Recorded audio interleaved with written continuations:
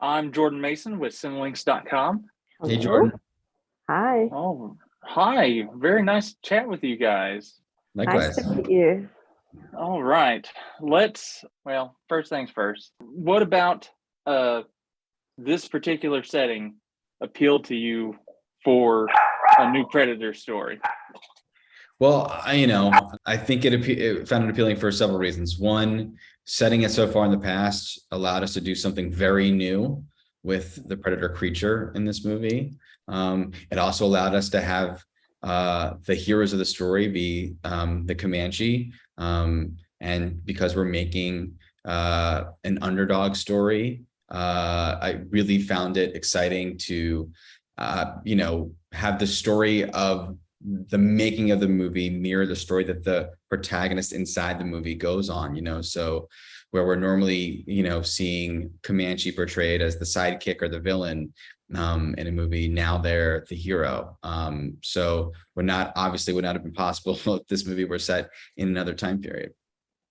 So, was giving Native Americans the perspective always the plan, like from the initial, stages of this? Okay. Yeah, that's Well, the first of awesome all, idea. I'm Native American, so I got to tell you Are you? that Oh, yes, I'm part of the Ponca tribe.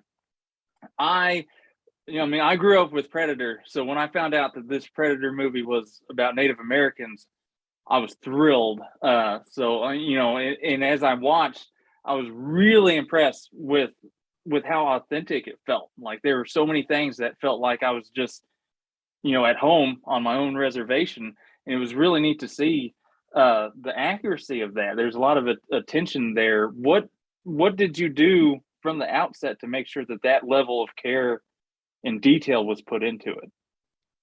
Well, for me, I'll answer very quickly. I hired Jhane. I would not have been able to make the movie, and I would not make the movie if I hadn't found someone like Jhane. And then Jhane exists. So that's my answer. Yeah. and yes, and I'd like to thank Scott Aversano for not hiring a man because he kept going to different people, asking, different people who, and I'm from Oklahoma, so you're Ponca, so you're from a warrior society too, and from a warrior tribe. So Poncas are fierce, by the way. Yes. I'm letting you know, Dan.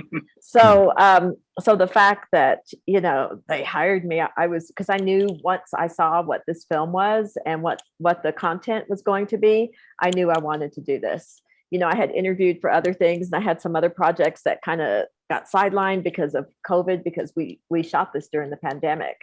But I knew, like, once I saw this, I just had to have it. I was like, I want to be on this. And then Scott had been going all around asking different people, and like 3 different people recommended me. And he called Marvel, who I had just had an interview with. And he was like, so have you talked to any interesting producers? And who have you? He goes, they said, you need to talk to Jhane Myers. And they were the 3rd one. And he called me. He goes, I want to talk to you on a Zoom with you because I've just heard Jhane Myers, Jhane Myers, Jhane Myers. Usually people give me a list, he said, but people have said Jhane. So I'm thrilled that, I got some really good recommendations. And then Dan hired me. I was excited to meet Dan. And it all just went from there. And then, being from Oklahoma, and also I'm a traditional artist, and I don't know what but lifelong powwow dancer, former world champion, so I was able to put all of like our tribal nuances and use my creative side as a fine artist and use that as well. And that normally as a producer, I don't get to use all of those skills. Sometimes some things just call for a specific thing or whatnot. But this is the first project that I got to just blow it up, and I did. I loved it. Yeah, the native stuff was really great, and it was one of the things I really was impressed to see. Speaking of which, real quick, the Comanche version, a lot's been said about how it's coming out with the dub of the Comanche version. Was that something you always wanted to do, or did that come as you were filming and developing? Well, the initial version that we wrote was to be spoken entirely in Comanche.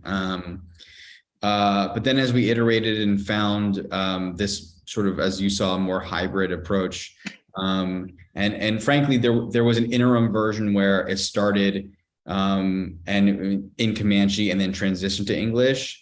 And then audience kept telling us it was very hard to follow the inner logic of the movie. So it then became primarily English, but of course with some Comanche and some other languages as well. But we were so hell bent on making sure there was some version out there that could exist in Comanche.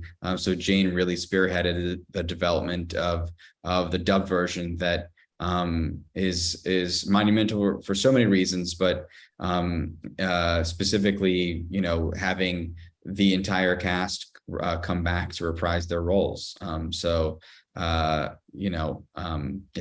a pretty tremendous effort on everyone's part, and it is an awesome version of the movie now. Wow. So they all came back to do the dub for this afterwards. Wow. I didn't know that. Yes. That's pretty awesome. Which is incredible. So this is the first time that a film has ever been in Comanche, in my language. Mhm. And this is the first time that a native film from the get-go, when it gets released, has a full native dub. Okay. That's awesome.